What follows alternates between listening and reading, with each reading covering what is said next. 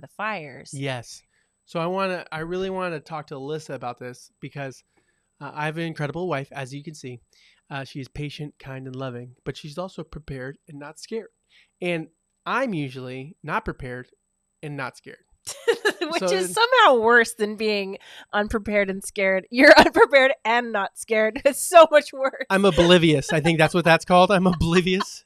And so talking about the fires and not like I see the destruction going around. We live in kind of a fire area where we live, and we're always getting alerts and what's going to happen. Power's going to shut off. And saying that, Alyssa, my wife, has prepared our family, and she may have some tips to share. Take them and leave it. Remember, we're not professionals. We don't get it right, but hey, it works for us. Yeah, it's not like so much that I have all these tips planned to share. Yeah. I've also been given a lot of very valuable information by friends about things that are good to just like do to prepare. Top three things that you do for our family to be prepared for a emergency. Yeah. I mean, well, I grew up like in this area. I grew up in, Fallbrook, fire country. It's like, it burns. It just does. It happens all the time, every few years. And as a kid, we got evacuated multiple times. And I remember being like, it's just seeing my parents like getting ready for things. My dad, and the fires even went all the way down to my mom's house where it doesn't usually burn. So I remember, having some essentials like ready to go. We also had a trailer when I was a kid, like an RV. So it was easy to be like, throw everything in the RV, and then we have a plate. We can, we spent the night in like a Walmart parking lot, and things like that when we were evacuated. So I'm thinking that way. And then it was cool. So I went to this, it was like a mom meeting that had like a preparedness theme, and it was cool. I learned a lot of things there. So do they also churn butter there? A lot of them do. Yeah. A lot of them do. Yeah, for sure. But it was really great because it helped me so much to think like, oh my gosh, yeah, like the littlest things, like before I get to my top 3, like not letting your car run out of gas, not letting your car get like to a quarter tank, and I got in the habit of being like, mostly, I still fail sometimes, but I got in the habit of being like, when I hit half a tank, I just go fill it up. And it makes it so much easier I'm never in a hurry. When I see the half a tank, I'm like, oh, great. Yeah. The next time that I pass a gas station where I'm not like on my way somewhere trying to get to an appointment, whatever, I just fill it up, and it's in a stress-free environment. And I heard scary stories about, people being in emergency situations saying, I'll get gas in the morning. Well, the fire's outside, you have to go, you don't have gas. It's like the littlest thing, right? You need to have gas in your car. And then in the car as well is like a big one. So like I have extra clothes ready for everybody except you. Told you to pack some extra clothes and you haven't done it yet because you're not scared and not prepared, and that's okay. And the tough thing about packing extra clothes is I don't have any. Well, that's the thing. I did this pre my minimalism phase. So before I got super into minimalism and I had all these bags of clothes I was about to get rid of, and I was like, oh, extra clothes for the car. Packed everybody's extra clothes, including my own. And it's like extra clothes. Also, emergency food.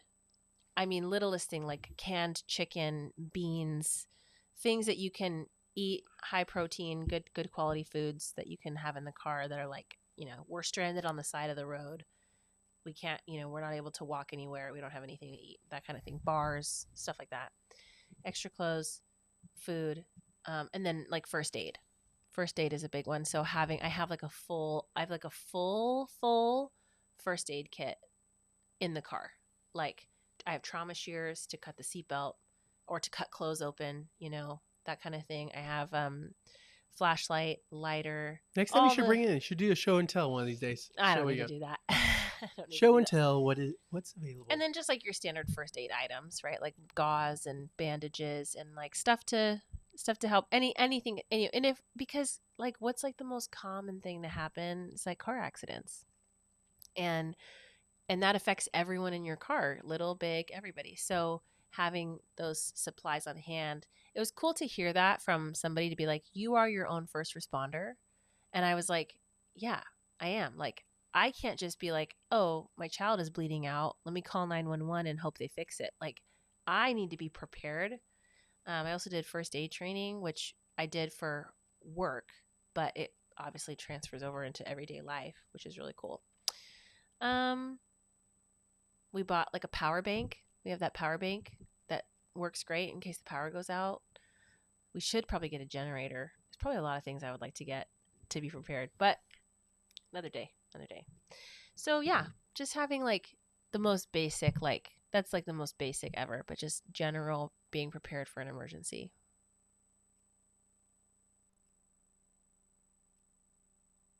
What do you think? No. I mean, No. I'm just thinking, yeah, that's great stuff.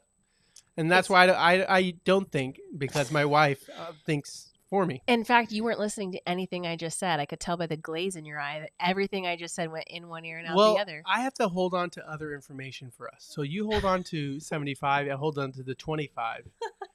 And in a good way, Sounds you bounce fair. us. Yeah, No, it's a and good I way. get it. In a good way. I get maximum capacity, and you just carry what you can. You know, Which are the boats. I carry the boats. I carry the car. I lift It's heavy true. things. It's so I true. lift heavy things. I get things from It's tall true. spaces. We so. need that. No, like okay, here's an example of that.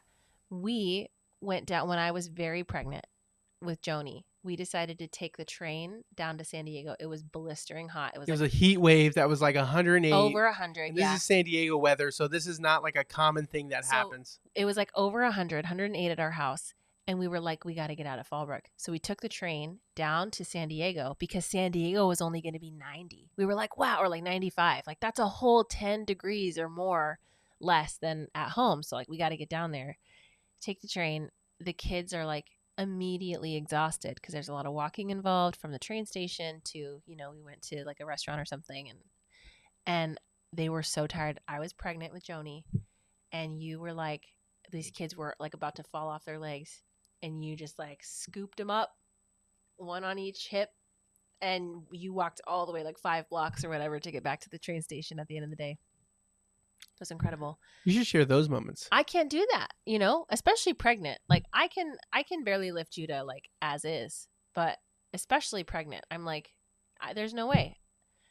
If that's your 20%, I'll take it. It's a heavy 20%. It's heavy. It's heavy to us. You like, again, like, I'm so grateful in those moments where I'm like, oh, I know. That's the thing about it. It's like, you're so great at loving me because you take the worry off of me. Like, I don't have to worry about this stuff. What's that like?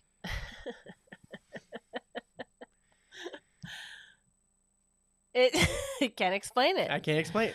I leave my clothes and a gnome comes by. The house gnome. The house gnome. When did we